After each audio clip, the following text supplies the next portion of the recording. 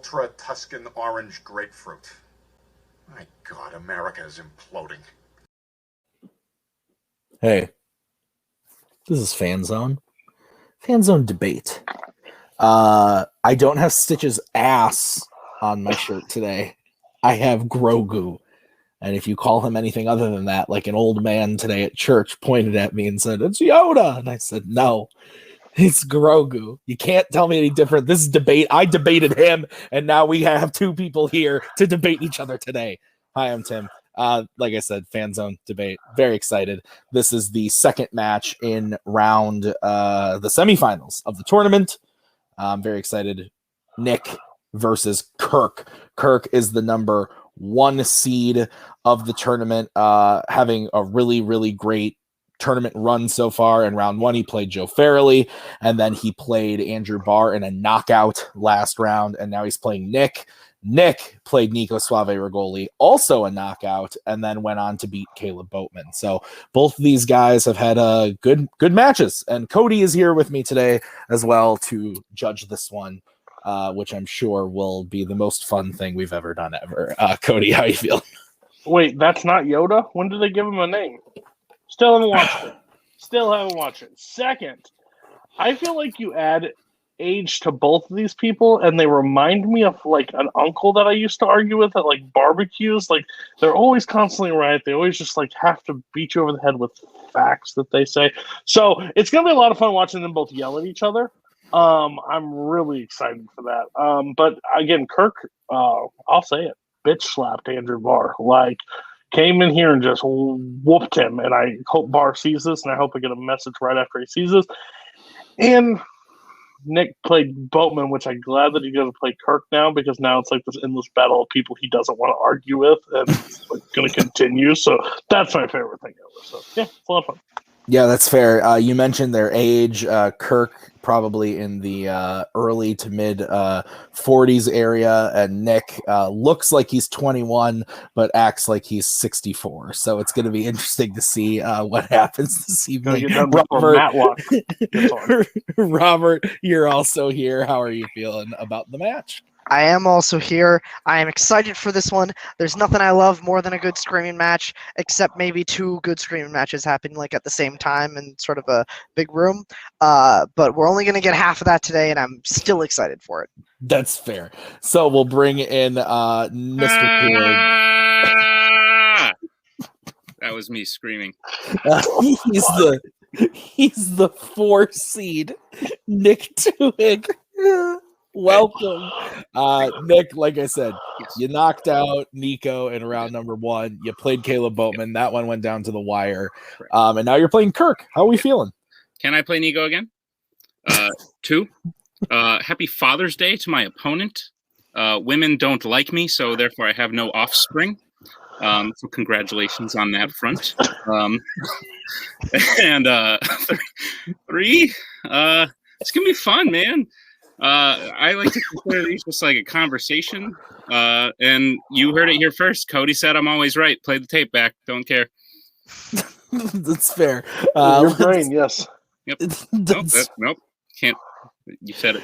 Okay, let's bring in the number 1 seed. It's Kirk Kowalkowski. Kirk, welcome. Like I said, number 1 seed. You played Joe Farrelly, and then you went on to, as Cody likes to put it, bitch slap Andrew Barr. And you talked about your favorite thing ever, classic musicals in that match. Absolutely, yeah, that was great. That was a great time. How are you feeling about playing Nick now? Well, right now I'm just imagining you screaming at an old man in church about Grogu, and that's a really fun image. I'm going to carry that with me for a while.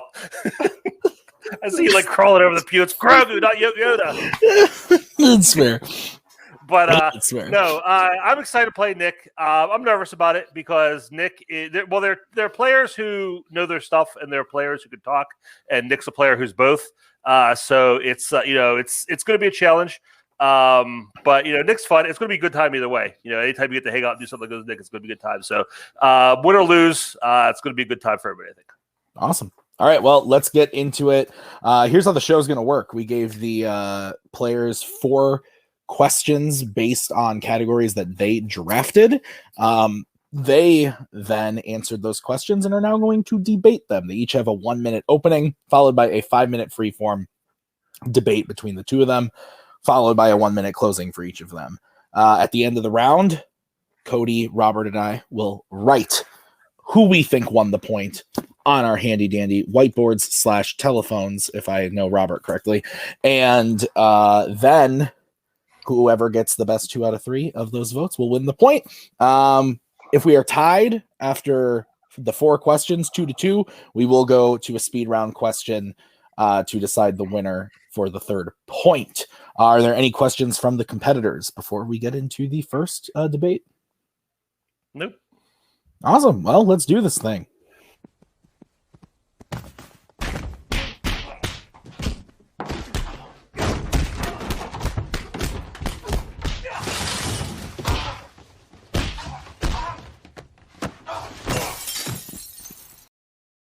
All right, guys. First question is going to be in the category of, it's everyone's favorite. It's Jimmy Bond. The question is, what is the best performance in a Roger Moore Bond film? So many to choose from. So, Kirk, you drafted this. So, Kirk, you get to go first. You have 1 minute to open your argument when you start talking.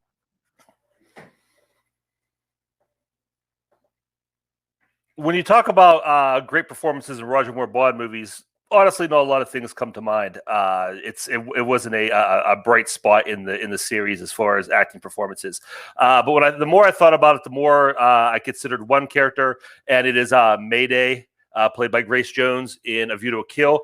I picked a character. She creates a character with amazing physical presence, amazing emotional presence. It is a Bond girl in an era where the Bond girl wasn't that strong, where she is a match not only for the villain, but also for Bond herself. She matches with him mentally, physically, sexually. She is very much right on par with him.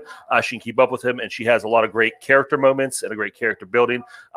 She creates one of the most memorable characters in the Moore era of the franchise. You talk to anybody about that time. Mayday is going to be top people's list of who they think about, and I think Grace Jones' performance is a big part of that. All right, Sir Nicholas, you have 1 minute when you start talking. Okay, so the least atrocious performance in a Roger Moore Bond film, which is how I've decided to reword the question, is that of Christopher Lee in Man with the Golden Gun, the legend Christopher Lee playing Francisco Scaramanga, the man with the golden gun himself. I picked this performance in particular because, like I said, there's really not a whole lot to choose from.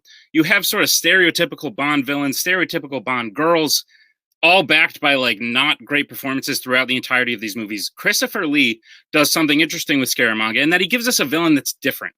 He builds Scaramanga in a way that shows us that his motivations are not the same as a stereotypical mustache-swirling Bond villain. He is a person who loves the fight. He is a person who has everything, doesn't need anything else, but he just loves what he does so much, and he wants to be the best at it. And Christopher Lee's performance is really what makes that sort of come to life and really stand out, and is deserving of being the title character of a Bond film, unlike another generic performance. Time. All right. 5 minutes free form. Don't talk over each other. I'll come in and give you a 1 minute warning. One of you starts talking. I would say when you say least atrocious, I think that's a good way of putting your a good way of framing the pick you made. Not that it's accurate, but because it is incredibly safe. I think people look at Christopher Lee and they say, "Oh yeah, it's Count Dooku, it's Saruman." We know this great stuff about Christopher Lee. He's such a cool guy. Unfortunately, he doesn't bring any of that energy to this performance. I think his performance is very just dull. I think it's even though his motivation might be different, he plays as a very stereotypical Bond villain. He doesn't really bring any. This character is actually meant to be like an anti-Bond. And he doesn't have any of that energy or suaveness that James Bond does. He's just very one note.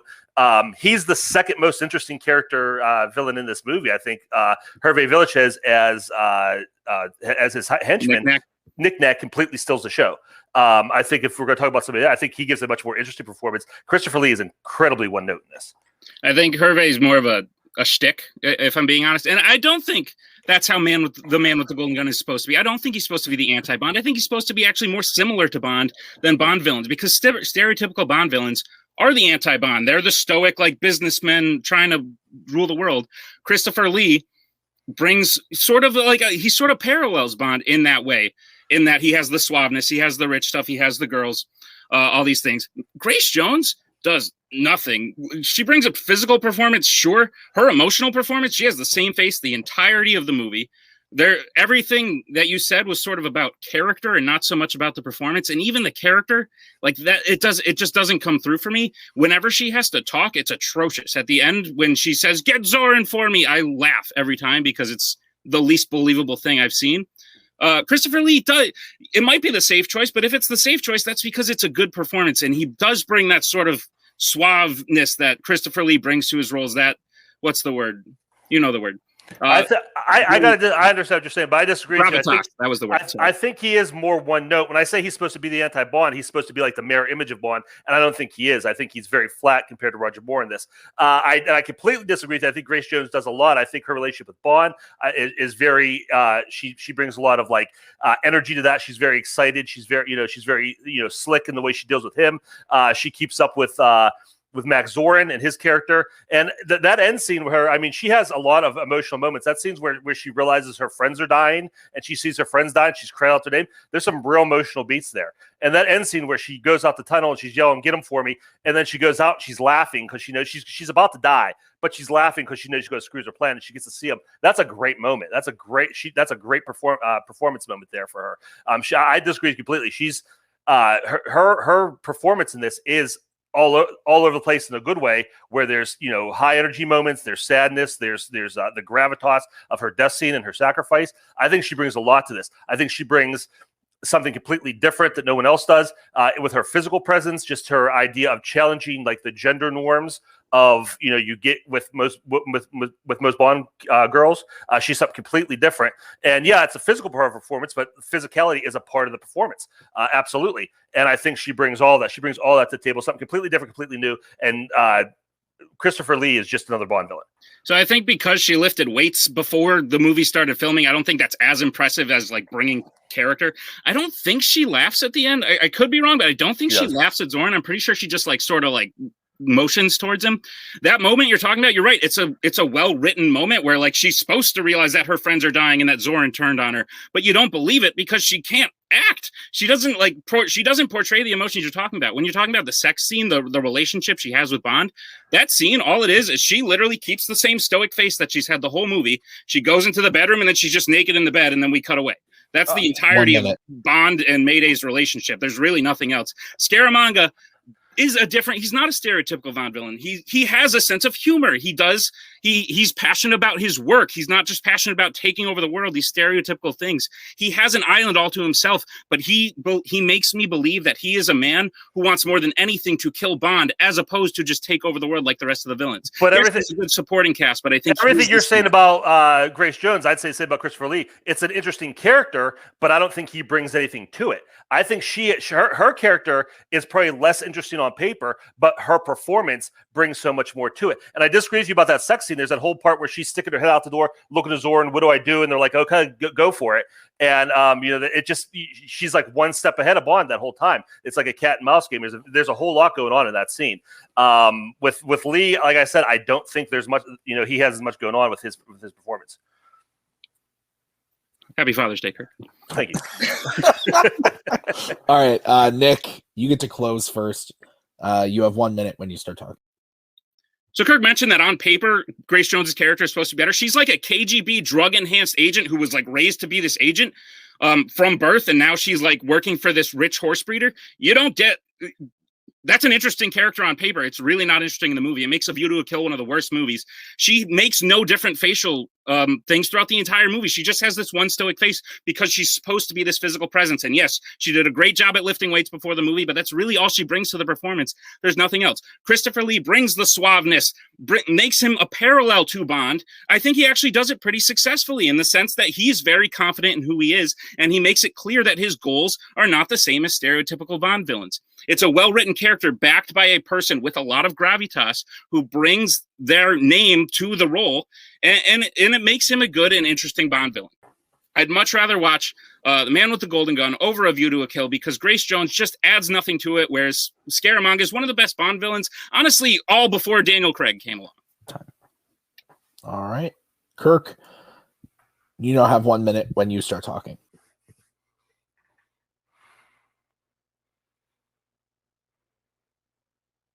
Nick's talking a lot about Christopher Lee's goals in this movie, and yeah, they're different than normal Bond villain. But my point was he doesn't bring anything different into the performance itself. Just because he has different goals than a normal Bond villain, he should be different, and he is not. He's very much, oh, good to see you, Mr. Bond. Very one note, just everything else. You know, like he said, he brought a name. That's what he is in this movie. He's a name. But you ask go out in the street and ask a normie, a civilian, not one of us, who played the Man with the Golden Gun, they're not going to remember. They're going to remember who Grace Jones was in that movie. Yeah, View to Kill is not great, but she is the saving grace, no pun intended, because of how interesting her performance is. She is a completely different Bond girl, something we've never seen before in a Bond girl, and the way she's used and the way her performance plays out because of the unique physical and acting performance she gives. The final 10 minutes in that scene, I'd say, is the best performance by any Bond villain. When she sees her friends die and she finally has to sacrifice herself, she does look up and laugh. There is a moment where she's laughing to herself like, I got him. I'm going to die, but I got him, and it's great. Oh, Lord. This is going to be a long night. No pun intended, my ass. Oh.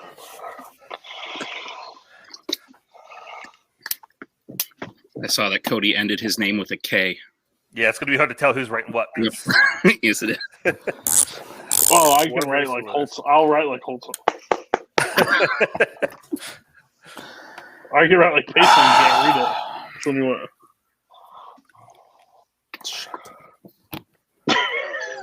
I'm sorry. I mean, it was the battle of one note versus one note. So, I mean, okay. Both argued there weren't a lot of good choices for this. What's the prettiest turd in literally when Cody messaged me and was like, "This is what I want to do," I was like, "Yeah." You pick it. I'm doing it. All right. Okay, I'll go first. I went with Kirk. I think Kirk's closing was really strong. Honestly, it was even to me most of the time. Every time Nick had something about, okay, she's just a physical performance, Kirk gave me things about why it was also part of the performance and not just physical. And then same thing to when Kirk would say something about Lee, Nick had something to rebut it. But at the end of the day, I think Kirk's closing sold it for me just on the fact that he was saying about Christopher Lee not bringing anything to the table, and he brought a lot of stuff about Grace Jones that won it over. It was really, really close, though. I honestly could have gone either way, but I'm giving mine to Kirk. Cody, you get to go next. Yeah, I think I went opposite with you. I went Nick. Okay. The reason why I went with Nick is because I think Kirk let open an opening, basically the safe choice, which Nick was able to turn it around, basically making it the correct choice. And he used his star power, but I think Nick's closing won it for me. Mm-hmm. I think how he was able to describe it. I think they both pretty much they both hit on the same notes. It was basically came down to closing versus closing, and I had to side with Nick on the closing for me. But all right, it was close. It was super close. Yeah, Robert, you get to decide it. Yeah, this one was also pretty even most of the way through, and basically for the same reasons that Tim said, I went with Kirk. I think that Kirk's closing was very, very good, and when he talked about how a lot of what was being argued, the goals and things like that, how that's about the character and how it's written, not necessarily the performance itself. So I thought that was a good note to end it on, and I thought Kirk took it home. All right, so Kirk wins point number 1. We will move on to question number 2, which was drafted by Mr. TWOHIG in the category of sci-fi fantasy. And the question is, what is the most mind-blowing scene in a sci-fi film? Nick, you drafted this. You get to go first. You have 1 minute when you start talking. So, mind-blowing is an interesting word to use for this. Every definition I found for the word mind-blowing involves some sort of like confusion, makes you think, exciting and shocking, but not just exciting and shocking. It makes you think, which is why I picked the end scene from Inception. The spinning top wobbles right at the end, and then we cut to black. The reason I picked it is because it makes you think about the entire movie. It makes you excited as to what the possible implications of it are. And it's incredibly shocking because you think the hero has achieved their goal, they've gotten out of the dream world and they've gone to see their kids again. But you realize that all might be a lie. It makes you think long after the movie's over, and it makes you go back and rewatch and look for different things the second time. I think that's why that scene in particular, the implications is that, the top's still spinning. Are we still in a dream? Is this reality? It causes you to question your own reality when watching the movie. And to me, nothing blows your mind more than having to sit there and question your own reality. Which is why I picked the end scene from Inception. Time. I like that you added that last little bit to fill out the time. Thank you very much. Oh, of course. Anytime. Appreciate you. All right, we're going to go over to Kirk for your opening. 1 minute when you start talking.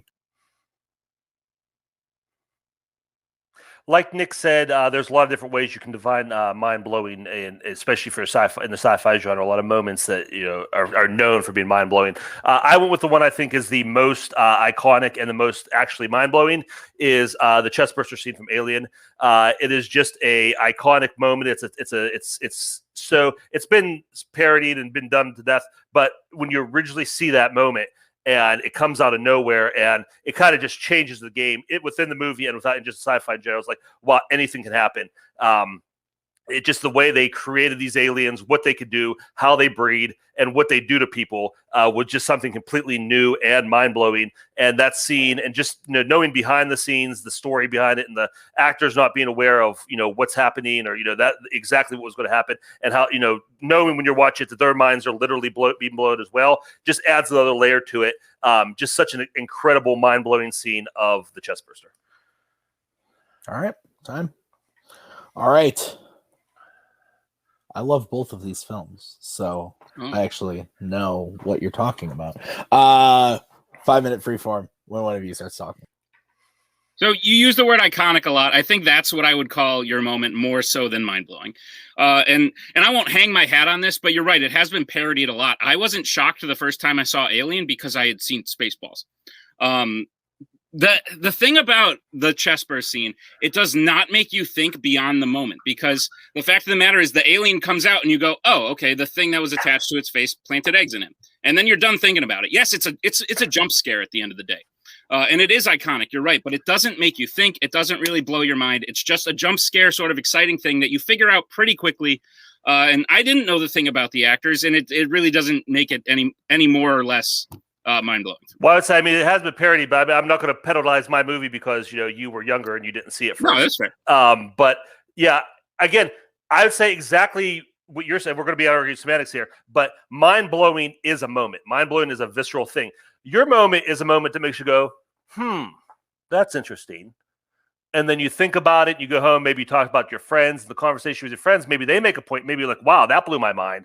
But a lot of things have to fall into place for your moment to blow your mind. My moment is one moment, it's visceral, it happens, and it's not just it changes the entire movie. It's not just it happens, you're done, you don't think about it. That is the fear of the entire movie, is these things are going to get inside of you, and they are going, and they're going to violate you. I mean, the whole thing. I mean, it's a metaphor. It's a rape metaphor, the whole thing, and it's these things get inside you and they're going to do that to you. I mean, that's horrifying. That follows you through the whole movie. Who's going to get that thing on their face next?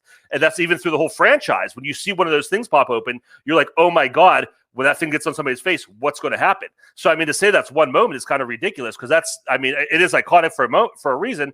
But I mean, not only is it iconic in this movie, but it changed like the way sci-fi movies were made, in that at any moment, what's going to happen. It's up there with like a Matrix, popping out of the pod Matrix. Like, okay, this is a game changer. Everything's different now.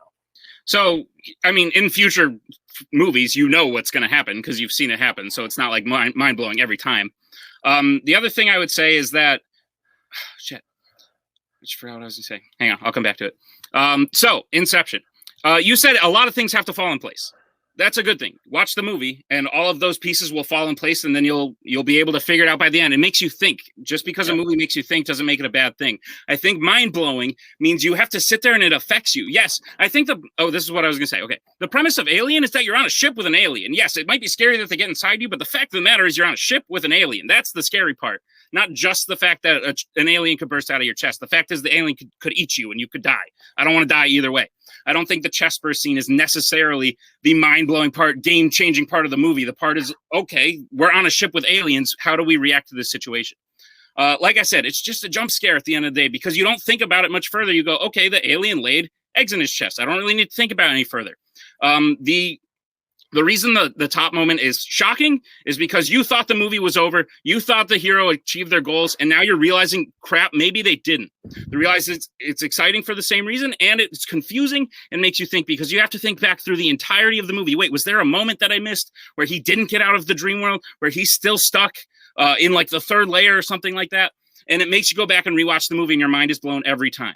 Okay, first of all, lots of movies where you're stuck on a spaceship with an alien and they can eat you, okay? None of them are like Alien because of the fact that you know that, oh my God, you're like, oh, they lay in your chest, no big deal. That's horrifying. That's the whole, that's the terror of this movie, of being violated by, like, have this thing pop out of your body. Don't try to compare that to any other sci-fi movie. Nothing's been done like that before. This was completely new, something completely different. And the fact you're saying that, oh, you got to think about it, you go back. Well, if you think about it, you go back and you find that moment in the movie that is, oh yeah, that's the connection to the spinning top. That's when your mind's blown. That's the mind-blowing thing. The fact that you have to, your thing is, I'm not saying it's bad. I'm not saying it's a bad thing, but it's a slow burn. And eventually you go back, like I said, maybe you have a conversation with somebody, you see there, say like, oh, okay, now I get it. That's mind-blowing. That's the top scene in of itself isn't mind-blowing. That just gets, that's like the light in the fuse. And then you go on and, other things happen to blow your mind. Your mind doesn't get blown in that moment. If it turned out like out of nowhere, oh my God, it was a dream all the time, maybe that's like a sixth sense thing. Okay, that's a little mind-blowing. But yours is not mind-blowing because it's just the first step in a lot of homework you got to do to get to your mind blown. I liked homework in high school. And the fact of the matter was, whether it's a slow burn, it's the first step in having your mind blown, because when that moment happens, all of those different scenarios that you just said, they all enter your head at the same time, literally blowing your mind. You have to cipher through which one could really happen. Did this happen? And you have to think back about the movie. Kirk, you now have 1 minute to close your argument when you start talking.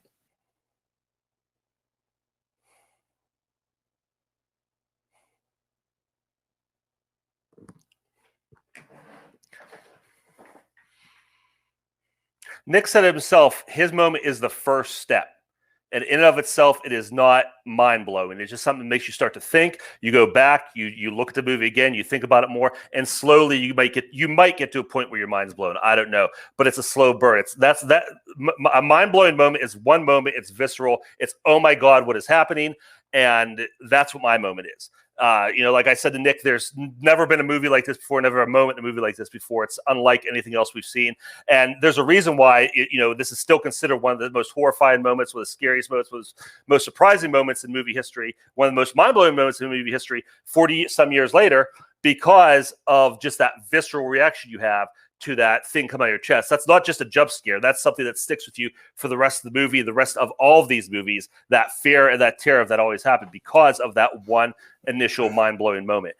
Nick's, like I said, is interesting, but it's by no means mind-blowing in and of itself. Time. All right. We'll move over to Nick for his closing. Nick, you have 1 minute when you start talking.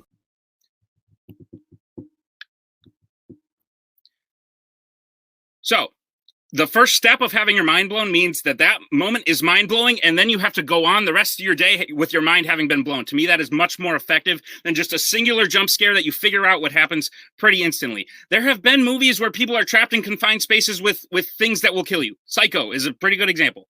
But then, I don't think the fact that the alien laid eggs in you is all that much of a game changer. Yes, it's iconic because it's shot really well, and it's a really good script, and it's a really good movie, and it's parodied in every other movie since. So if you've seen any other movie, you won't be shocked by this moment. So it takes away the shock factor. It's not confusing at all because you figure it out right away.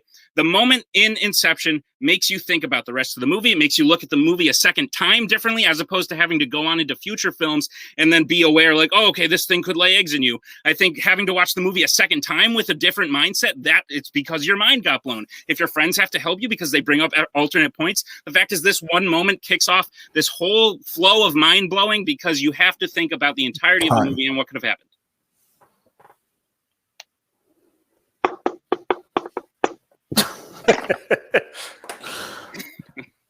You're giving me flashbacks.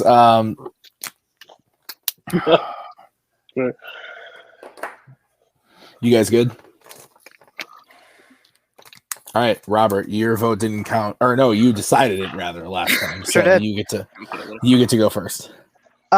So these were both kind of weird picks, honestly. Like when I'm hearing all these questions for the first time. When I first heard this question, like neither of these immediately jumped to my head, and hearing both competitors argue about it, like I see the arguments that are being made. Ultimately, I went with Nick. I think that the talking about we didn't go for the cheap joke of just like Inception. There's layers to the mind blowing, but I did like that. Nick said that moment really stays with you, and it is just like a kind of moment, rather than shocking, iconic. Nothing really changes about the tone of the movie Alien when that happens. I liked that argument from Nick, so that's why I went with Nick. I'm very interested to see if, like last week, me and Cody are on the same page tonight, or if we are not on the same page tonight. I went with Nick on this one, mostly for the same reasons that Robert said. I thought that Kirk had a good argument, but I think Nick's whole point of like the parody thing didn't really matter for me, but the thing about like it's very like it's shocking, but then you quickly understand, okay, this is why it's happening, and you move on with the movie, and the rest of the movie is good, is great. Whereas the moment in Inception blows your mind and makes you analyze the whole movie over again, over and over. So I went with Nick for that. Cody, tell me if I'm crazy. It's gonna be a crazy week. No, I'm with you on Nick. The point is, when your mind gets blown and when can it be achieved and can it happen post is a lot of conversations we can have after this call. I just think overall, one of my favorite quotes ever is, I like homework, which is fair. I think overall I didn't give any discredits to like parodies or anything like that. I just think there was a lot of attack on Alien, and the top is kind of, but I'm with Robert. I even said this to Tim when we put this question. Yep, you did. Probably not even top 15 of what I would even put. So and you guys made it super entertaining, and it was really close. So that's why you guys are in this position you are. But I will say this: if we were arguing which is the better movie, I give it to Kirk. Because Alien is better than Inception. Sorry, it is. Okay, so we're gonna move on to question. Is that a conversation? You guys want to go and we'll judge? We will move on to question number 3. This is the next category that Kirk drafted. It is in the category of horror. And the question is, what is the best zombie moment in a Romero dead movie? Interesting that he's picking Andrew Barr's strength for this match, but it is what it is. So Kirk, you drafted this, so you get to go first. 1 minute when you start talking. For the best zombie moment in a dead movie, I went with the seminal moment of Day of the Dead. It's when Bub tracks down, hunts down, eventually causes the death of Captain Rhodes. This is a moment in the zombie evolution of this whole series. This is the movies where you start to kind of root for the zombies. You start to see the zombies as the underdogs, as the other, and it's perfectly encapsulated the character of Bub. Beforehand, it's set up where he's being taught to kind of learn rudimentary human things again, and Captain Rhodes is the stereotypical he's just a dumb zombie, he can't do this, and then it pays off at the end here where Bub hunts him down, and eventually, like I said, it leads to Captain Rhodes being killed by the zombies. But it's just a great moment of comeuppance against the humans for the zombies, and like I said, it's a great moment of zombie evolution that plays out through the rest of the series. All right, time. Nearly Headless Nick, you now have 1 minute when you start talking to open your argument. So, biggest Romero zombie fan right here. No one even comes close. The moment I picked was when Karen kills her parents in the basement in the original Night of the Living Dead.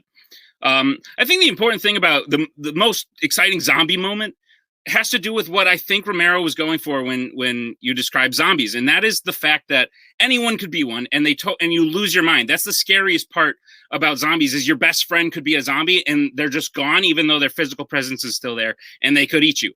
I think that's what is really encaptured in this moment when Karen, who's a little girl, her father goes down to the basement to check on her because she got injured earlier in the movie, and obviously she got bitten by a zombie. And so sorry, the private chat just distracted me. Am I saying something wrong? No, you're good. You're good. Robert asked a question. You're good. You can have. What's the wording of this? Oh, sorry. Okay. Yeah, no, you can get your 15 seconds. Probably. Yeah, you were at 42, so you can keep going, and I'll give you. Yeah, you're good. Okay, cool. So Karen's a little girl in the basement. Her dad comes down to check on her, and she becomes a zombie. Takes her dad's arm off, eats him, and then her mom comes down horrified, and she kills her mom. That to me is the exemplary of what what zombies are, how scary they can be. The fact that a little girl could kill her parents. I think that's the most. I think that's the best zombie moment in a theatrical Romero Dead film. And now start Tim. All right, 5 minutes when one of you starts talking. I agree with you, Tim, in that, yeah, that's the scary thing about zombies, that anybody could be your friend, it could be your family member, it could be your daughter. The thing is, that happens a lot in this series. A lot of times in this movie, you have friends and family. There are children, multiple times that children get turned. So that's not anything unique. It's not a unique standout zombie moment. It's sad. It's sad that like this family gets murdered by zombies. But again, that's something we see a lot in this series. It doesn't stand out. My moment, like I said, is a seminal moment in the series, in the evolution of zombies. My moment is basically like I don't want to say a better moment, a version of yours, but it's a more important version. My moment is set up throughout the movie. Your zombie character is just laying there dying through most of the movie. My character is set up. My character is an important character in the movie, and just again, it's a great payoff, great comeuppance for an evil villain, and yeah, I definitely think mine's the stronger moment. So I actually don't like yours because it goes against what I believe zombies to be. You have a zombie shooting a gun, and that's how he takes down the guy. That's not what I would think zombies would be. And then at the end, he salutes him and walks away. And I'm like, okay, is this really a zombie, or are we back to sort of, is he back to being a human? I don't think it's the best zombie moment. We might not get to know the little girl, but we get to know her parents. And that's the important part, is the relationship. We know how parents feel about their children, and the fact that one could turn on them in this way. It might happen more often in the series, but this was the first time. This was the most iconic. This is what set the tone for the rest of them. So that's why I think this is the best moment. I would point out too that about shooting the gun, in your moment, the zombie also uses a weapon. So if we're talking about purely what zombies are supposed to do, yours also uses a weapon. Again, my moment with the moment with the gun, the moment with the salute, that's all set up in the earlier scene where he comes in and sees Captain Rhodes. Captain Rhodes makes fun of him. He sees uniform, he salutes. They give him the gun. He kind of understands how to use the gun. It's being set up because the zombies now aren't what we. That's the whole point. The zombies aren't what we think they are. Not just these mindless monsters. They actually have memories and they know what they were, and that makes the zombies so much more terrifying and sad because there's still some kind of human trapped inside this monster, instead of just being a shuffling empty shell. And that's what this character does. Bub, you feel an emotional connection to Bub, and you hate Captain Rhodes. And when you see him get turned about, you get that payoff with the salute. It's just a complete, a great arc. You see a zombie character get an arc in this. And again, that continues on to Land of the Dead, where you start to see again the zombies are actually more like people, and they do have more memories than we give them credit for. That to me goes against what the original concept of what zombies are supposed to be is that they're supposed to be these mindless creatures. They're supposed to be these people we know that are just gone. They're not there anymore. And now it's hard to kill them because we recognize them. She uses a weapon, but I would argue that mine's more in the spirit of a zombie because it's like a trowel. It's like a sharp trowel that she just finds nearby and uses it to like kill her mother. It's not like she's standing there aiming a gun and then saluting and walking away. So I think it almost betrays the idea of what zombies are supposed to be by having the zombie come back and start to regain his sort of humanity, but still be able to do that. I think a better kill is when the little girl kills her parents by actually like eating them and stabbing them, which is what zombies I think were intended to do. And I agree with you. The original zombies were, but again, like I said, this is the evolution. This is they're starting to defy our expectations here. They're not just what we thought, and that's kind of the point of the movie. Captain Rhodes has that idea. Oh, they're just mindless monsters. They can't do anything, and we're learning. Oh, wait, no, they are. There is something more to them here. And again, like I said, it's a metaphor. They are the other. They're the foreigner. They're the whatever. They're the people we just kind of poo-poo on and say, oh, they're nothing. They're not important, and they're rising up against that. Like you said. Yours is an emotional kill, but I think mine's more emotional because we're emotionally connected to both these characters. We're emotionally connected to Bub. We know what he has. And again, I'll say this too about him shooting the gun. It's not like he's like rapid fire, ping, ping, ping. I mean, he's walking around and just kind of shooting it off, and he gets a couple lucky shots off. It's not like he's aiming. He's not clearing the room and aiming it. It's very zombie like the way he's shooting that gun. That is in the spirit of zombies and the way he just shuffles and is kind of throwing the gun out. I thought his arm was pretty steady during the scene, but the evolution. I don't know that I necessarily like that evolution. I think that sort of ruins what zombies are supposed to be. If you want to use that metaphor instead and not you shouldn't make us feel sympathetic for the zombies. There's plenty of other movies that make us feel bad for the outsider and we root for them to like rise up. I think Planet of the Apes is a great example of that. I don't feel the same about zombies because I think by giving them that sort of emotion, it takes away what the original intent of zombies was supposed to be, which is, like I said, having your daughter come to life and be a zombie. And kill her own parents because she doesn't know where she is. I think that's the most heartbreaking. I think that induces the most fear, which this is a horror genre. You're supposed to be afraid. You're not supposed to look for total deeper meaning and watch people laugh as a zombie shoots a gun. Time. All right. We are going to start with Nicholas. You have 1 minute to close when you start talking.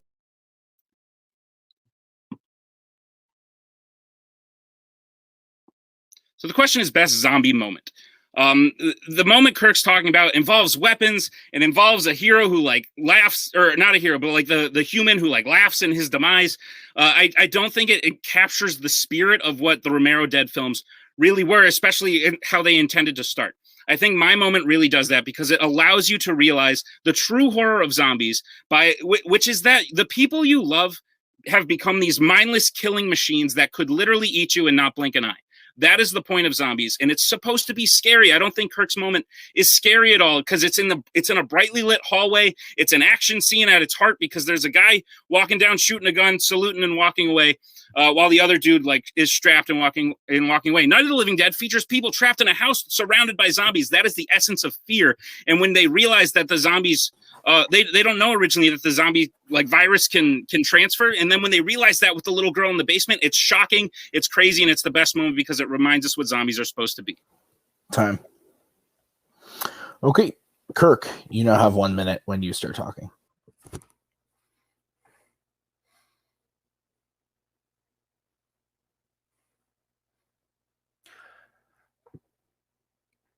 Nick keeps talking about what the Romero zombies were intended to be. I will trust George Romero himself in what the intention of these zombies were to be. At the beginning they were just mindless creatures, but he always intended the story to be more. And this is where we really start to see that evolution of the zombies. We see that it's the greatest zombie moment. This is the greatest moment for the zombies. This is the zombies starting to rise up. Nick's saying we don't want deeper horror meaning in horror. I mean, that's what horror is always metaphor. Horror is always has a greater meaning and a greater message. The good horror anyway is always about something more than just, oh, I'm scared. It makes you think, it makes you, question things. And that's what this movie does. This was Romero's intention from the beginning was to make this a metaphor for a lot of different things. And he gets it across here very much with the character of Bub. It's a great setup payoff. The way they set Bub up in the beginning and the way he gets his revenge and gets his payoff at the end also gives us one of the greatest lines in the zombie movie, in the Dead movies. Choke on him. Time. All right. I'm going to clip that out and make it my ringtone. Okay. I want to start off by saying I have a copy here of the only Dead movie I've seen, which is Zack Snyder's Dawn of the Dead, just for you, Kirk. Do you like this movie, Kirk? It's not bad. Okay. It's probably Zack's best. It's honestly probably true. Okay. Low bar. Cody, you get to go first. I do. So basically, this could go a lot of different directions. I went with Kirk, and the reason why I went with Kirk is basically it was a bunch of, no offense to Nick, well, I don't like that zombie. That's not how I like my zombies. It's not scary. Why is he shooting a gun? But basically, Kirk was able to. Again, I think you pick Romero against Kirk. When he picks Romero, it's like he's got a doctorate in this stuff. He just brings everything to the table, and it was just. He had a defense for everything that came up, and then I think he just handled it with his closing pretty well. So I went with Kirk. All right, Robert. Yeah, I thought Nick actually did a pretty good job arguing for this is like a pure zombie moment. I did end up going with Kirk though. I really liked what Kirk said about subverting expectations and how it's not that stereotypical a family member became a zombie moment. And it does something new and inventive, and I really liked that argument from Kirk. Okay, my vote doesn't count. I also went with Kirk. Nick did do a good job, but I will say when you open your argument with, I'm the biggest Romero Dead fan. I mean, I freaking am. Yeah, just like Kirk loves classic musicals, is the biggest fan. No, I'm just kidding. But I thought Nick actually did do a good job, given the fact that I don't think he's seen the movie that he was talking about. So Kirk was like, "Yeah, they set up these characters to like their minds are coming back." I was like, "Well, shit." My whole thing was about how that's done. So we are gonna move on to the final prep question. So it is 2-1 Kirk. So Nick needs this point to stay alive. It is the category of the Wizarding World.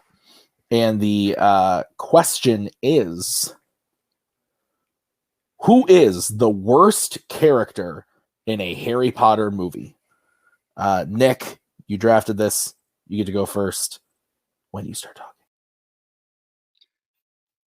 So it makes me sad because this character has a lot of potential, and I really wanted them to be a good character, but at the end of the day, it just fell flat. And unlike the Bond question, there's actually not a lot to choose from for the opposite reason. There's a lot of great characters throughout the Wizarding World. I picked Fleur Delacour. She's supposed to be this like super badass, like great wizard who does all these great things. Like Moody describes her like as much a fairy princess as I am, but that never comes across because we don't see her battle the dragon. She looks terrified when she sees it in her hand. She drops out of the second one and the third task, and then we just see her like scream and cry at the end. She can't save her own sister. It really makes me sad because I wanted Fleur to be this awesome badass character who does all these incredible things, and it's actually sort of competition for the other people in the Tri-Wizard tournament, but she's just not. At the end of the day, she's a girl that quit 2 of the 3. We didn't even get to see her first one. Honestly, she picked probably the easiest looking dragon, and she's just overall a disappointment in the Goblet of Fire. So it makes me sad, but that's why I picked Fleur. Now I'm going to look at Tim. Okay, great. I love it when you look at me. So let's move over to Kirk. All right, Kirk, you have 1 minute to open your argument when you start talking.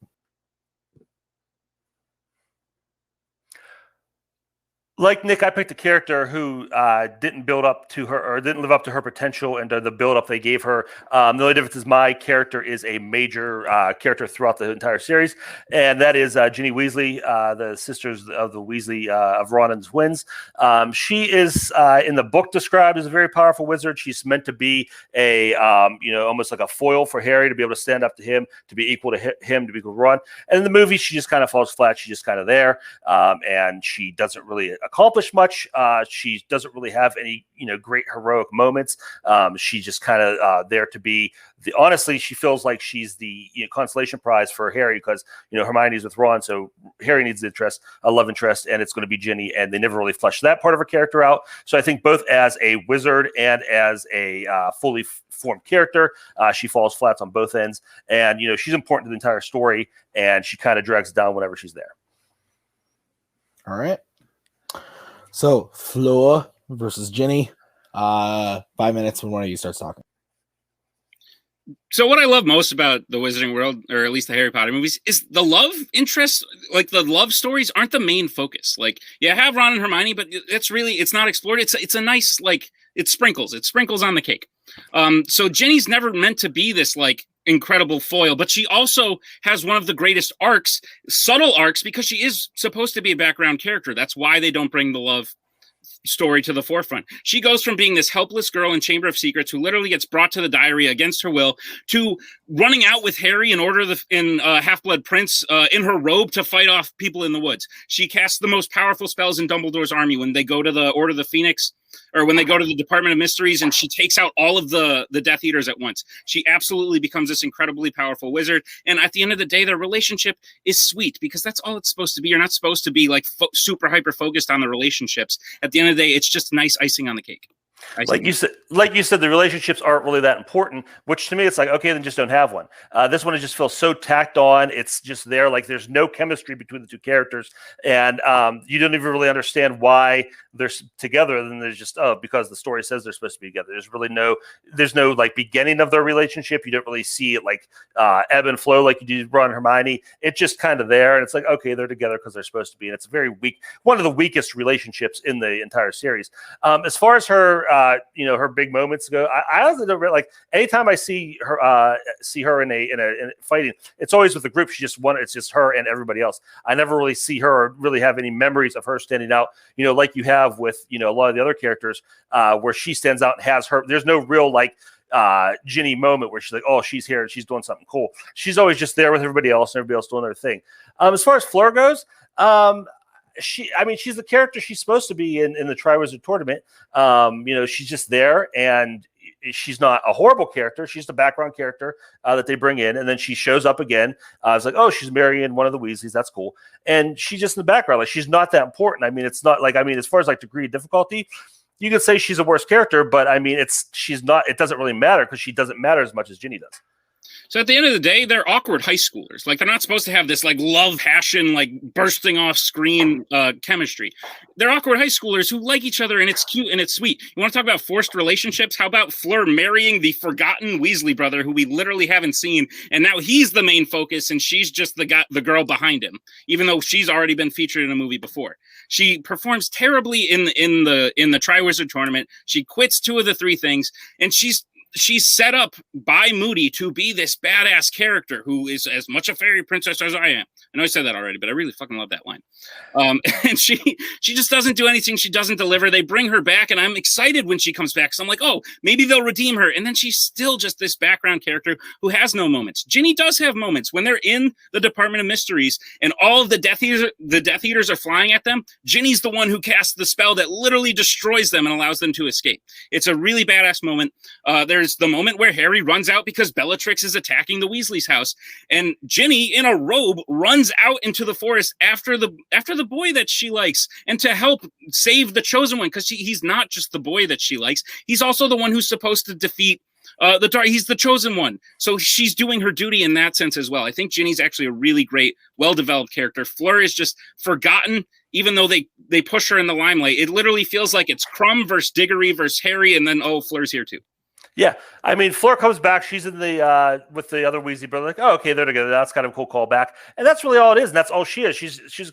I feel like Ginny's as much of a background character by the end as she is, except Ginny's not supposed to be. Ginny's supposed to be like this big deal, and I think her running out was just like a. That scene where she runs out, I feel like it's just like, oh, we have to give her something to do. We have to have some connection between her and Harry because there's so little of it so far. And yeah, they're supposed to be awkward teenagers, but you could develop. There are plenty of high school movies where you have one movie, let alone 8, where you can develop a relationship, and there's none of that here at all.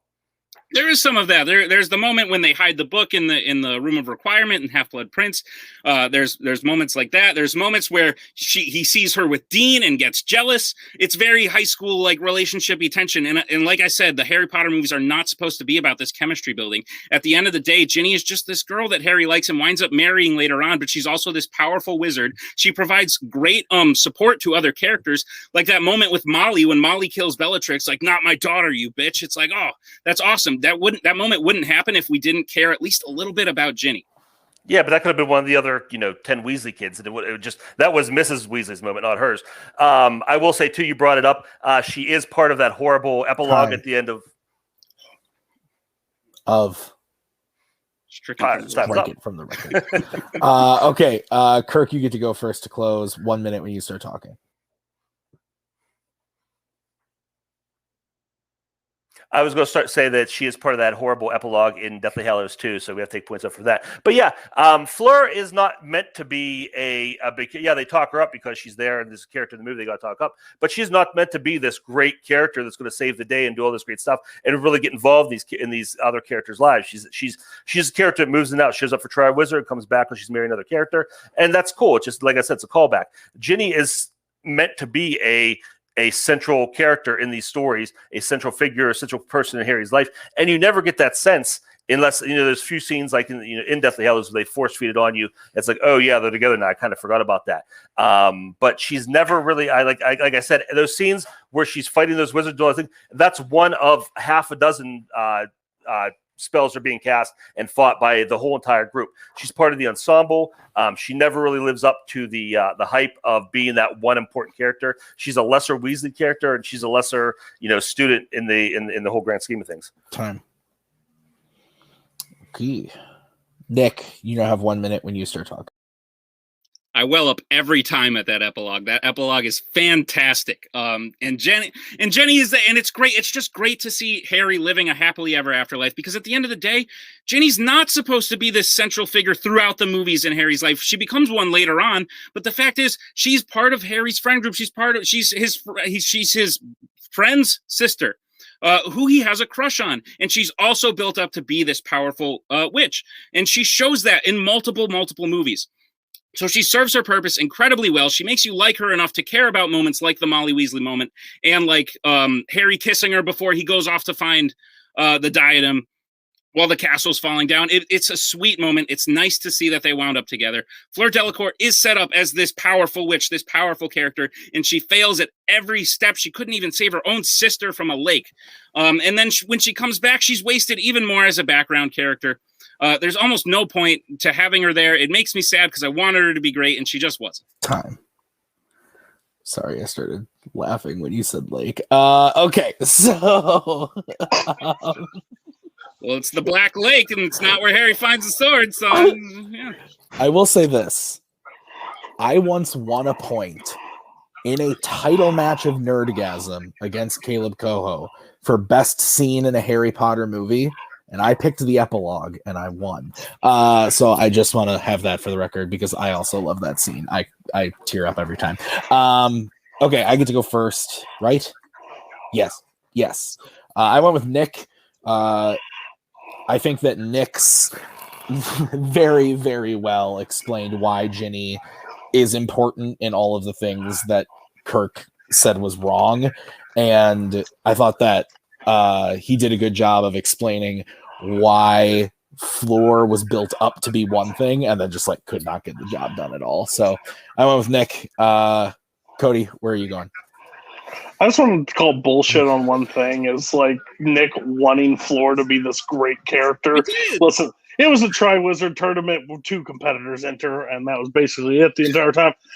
It was Nick for me just overall, because I think I think Kirk's nitpicks were valid, but I think he had enough stuff to like go against why Ginny didn't need to be the star-studded part of that's not what character she was built up through the series, and gave me evidence of that. And I think Kirk couldn't really tell me, like said, Fleur was a background character. So I guess Ginny had more movies, and I guess that was one of the main arguments. But overall, Nick, I think, had it on this one. And yeah, Robert, your vote doesn't count. I also went with Nick. I think Nick argued this one really, really well. Fleur was not one of the first ones that came to my mind, but after hearing Nick talk about it, it's like, yeah, no, that totally makes sense. And I think that Kirk's points against Ginny are valid, especially like, in some of the comparison between books and movies and stuff. But just at the end of the day, Ginny has moments and Fleur doesn't, and that's a pretty hard argument to fight against. All right. Got any more zombie questions? Yeah. We are tied. Tiebreaker. Which Wizarding World film? Yeah. We are tied. We are going to the speed round. Here's how this is going to work. Cody and I have devised a question. We are going to say that question, the category, and all that stuff. Once I have said the question twice, one of you, whoever answers first, will be going first. You each will have a 45-second opener, if you will, and a 30-second rebuttal. You can use your time however you want. You don't have to just talk about your thing. You can talk about whatever you want with your time. And we'll vote the same way. So, are there any questions about how the speed round is going to work? Can we use a question Robert writes right now instead? No. We actually wrote this one earlier, so it didn't get made in the middle of the match like it does. Normally does. Okay, so your question is coming from the category of, I guess you could say, Warzone in general. The question is, what is the saddest moment in a non-fandom movie? And it could be any movie of all time. What is the saddest moment in a non-fandom movie? So glad you and Koho decided to keep old fucking Yeller in Fandom. I usually don't like to go first, but I'm going to go first. Okay. Just in case Kirk stumbles upon this and steals it because he knows me. Okay. I'm going to say Brooks killing himself in the Shawshank Redemption. Ooh. Okay. So, that's great. Because if Kirk picked that, I would have been like, cool. Have a good night.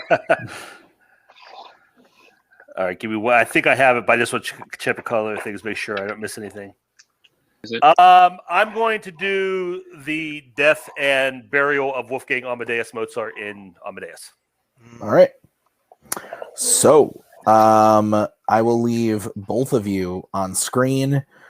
Nick, you answered first, so you will be going first. You have 45 seconds when you start talking. Doesn't count. That doesn't count either. That counts. Nope. Clock's ticking. Start it over, Tim. Okay. Brooks is just this genuinely great old man from the Shawshank Redemption who makes you feel for the rest of the characters when you see what he has to go through. The fact that just living your life in the outside of the world could drive you to such a place to hang yourself in your own halfway house is one of the saddest moments I've ever seen in a movie, and I cry literally every time. It makes you worried for the characters that are still stuck in the jail because once they eventually get out, they might have to go through the same thing. The fact that you go up there and you think he's about to move on to a better life because he carves his name saying he was here and he's about to leave, and then you just see the desk kick out from under his feet and he's hanging there. I literally well up every time. The fact that he was driven to such madness of not wanting to leave that he almost kills Haywood. He has him by the throat, and when he breaks down crying, it's so incredibly sad. That whole scene makes me cry every time. All right, Kirk, 45 seconds.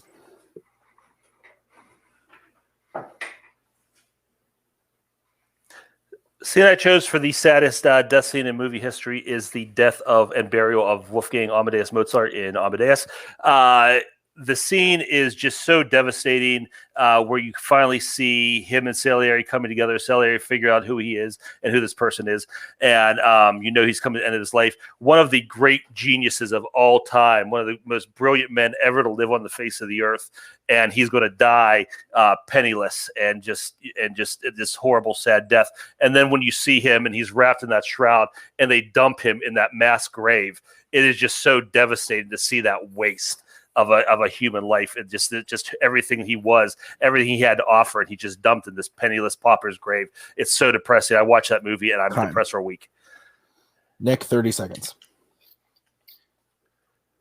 Geniuses tend to be jerks. They tend to be so focused on their thing, and Mozart is like that in Amadeus. So the fact that he died penniless, we learned from Whiplash that people like Mozart would rather die penniless, would rather die but still achieve what they did, and he did. He became the greatest composer, and it makes you sort of happy at the end. So the fact of the matter is Mozart as a jerk doesn't compare to Brooks as this sweet, sweet old man, and he's been this sweet old man and friend to Andy throughout the entirety of the movie until he finally meets his death, and then you fear for the characters because you know what Brooks had to go through, and it's absolutely devastating. Time.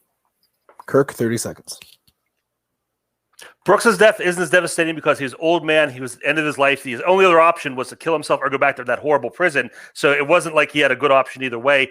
His death is a kind of upbeat. He says, "Oh well, guys, I guess I'm going to go." He doesn't seem too sad about his death. He doesn't seem too sad to be going. He's okay with it. So that kind of lessens the blow of it. And also the story overall continues. Amadeus' story ends, and again, it is sad. You have that music, the Lacrimosa, the Requiem, one of the saddest pieces of music ever playing over that death and that burial. It's devastating. It's depressing. Time. tried not to make facial expression. I don't want to be here anymore. Yeah. Okay. Good job, Nick. Whatever happens, man. Great job. You too, buddy. Always a good time. What you guys looking at? I'm thinking, and I was copying my friend. Got it. Robert's made All right. ice over there, man. He's like, I'm done. It's not easy. I'm just internalizing it. I really like Kaleb Boatman writes a trivia answer. Okay. Who go? I think Robert goes. You get to go last. Sure. Okay. Are we good? Yeah, go ahead. I went with Kirk. I think both of these moments are really, really sad. I think both of them did an okay job of attacking the other persons as far as supporting their own. I really like what Kirk got in there about the end, about like the things surrounding the scene. So not just what's physically happening, but the music and the way that the scene is staged and all that kind of stuff. I thought those sort of like filmmaking stuff that he talked about did a really good job. And both of these are pretty devastating, but you got to make a decision. So I went with Kirk. I went with Nick. I thought Nick's whole explanation of the scene and not only what happens in the scene itself, but how it affects the rest of the movie as well. And just how, you build up a really, really great character. I thought his takedown of Amadeus is a dick for the whole movie. So, it is what it is. Like, that worked for me better. This was tough. Because I've seen Shawshank a lot. And I've seen Amadeus once, and I knew exactly what Kirk was talking about when he brought it up. So it was very tough. Cody, you get to decide it.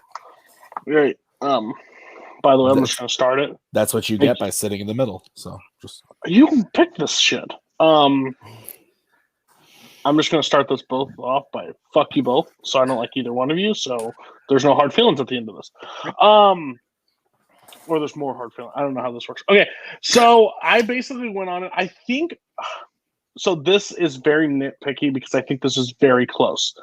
But I believe that Nick used more of an opposite movie than Amadeus to go against his movie and didn't actually tack Amadeus that much. He used Whiplash. He said he's kind of a dick in that movie, but overall did not give me a real answer why that's not very sad. Kirk used almost his entire time to tell me why it's not sad, even if I 100% disagree with Kirk that he's happy to go and thinks it's chipper on the other side. I had to go with Kirk. All right, well, that means your winner, Kirk Kowalkowski, making it through another match. Kirk, the number 1 seed, taking out Nick to move on to the finals to play Amaru Moses. So we are going to start by talking to Nicholas. Ah! Nick, that was you yelling again. I get it. Nick, a great match, a great run in the tournament. How are you feeling about the debate tonight? I am so happy that because, like, in my head, I was like, we're going to get halfway through the zombie question. I'm just going to be like, Kirk, how's your day going, man? Like, probably having a good time, right? And just give up. And I didn't. I thought I did okay. No, I'm all right. I would have voted the other way, but who wouldn't have? But no, Kirk's really great. It's always fun talking with Kirk about movies, of which we are both passionate. So I'm quite happy for him, and I'll be watching his career closely with great interest. Okay. Jesus. All right. So Nick, like I said, you had a good run in the tournament.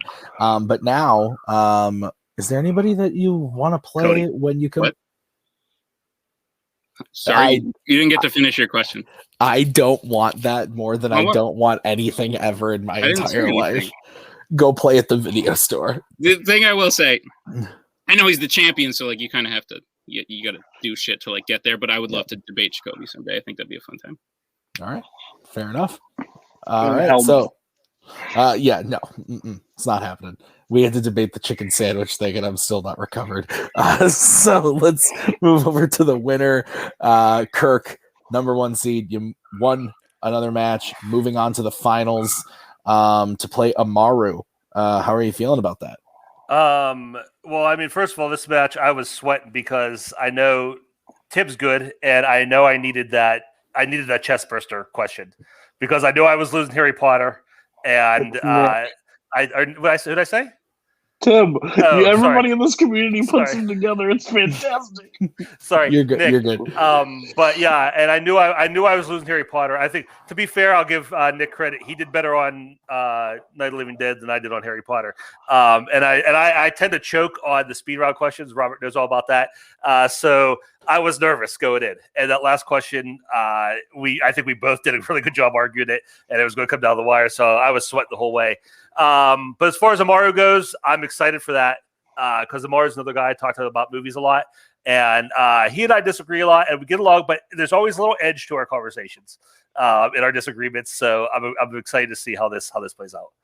And what about we're gonna film that match soon. If you were to beat Amaru, you would then go on to play Jacoby Bancroft, the current champion. Is that something that you would be excited about? Or absolutely, yeah. Jacoby's another guy. I mean, Jacoby's reminds me a lot of Nick. He's a guy who can talk a lot, but who also knows how to back it up. He's not just BS, and he knows the stuff. So I mean, he's champion for a reason. He deserves it. And if I'm able to beat Amaru and get to him, that'll be a great match. I'll be honored to play it. Yeah, absolutely. So, Kirk, congrats on the win. We'll see you in the finals. Final thoughts from Robert. Yeah, this was a good one. Basically, every question that we were split on, I think, was really close.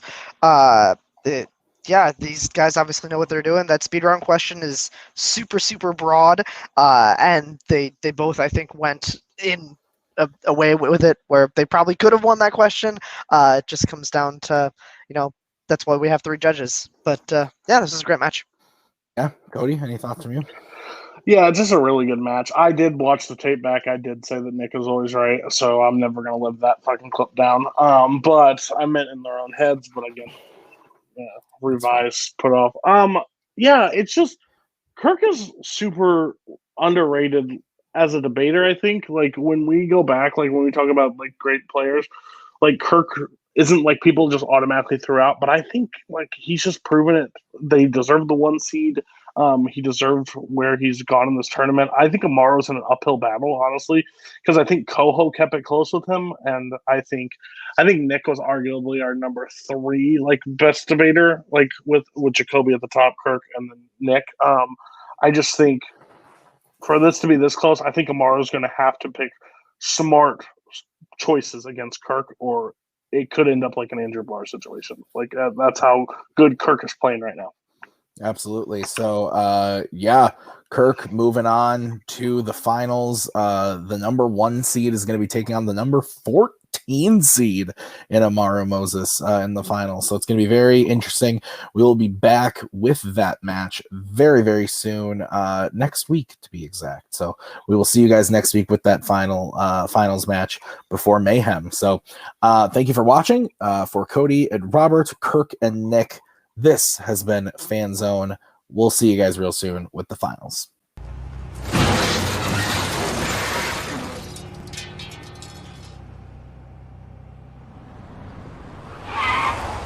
Asshole! That's my bad. I was sending a tweet.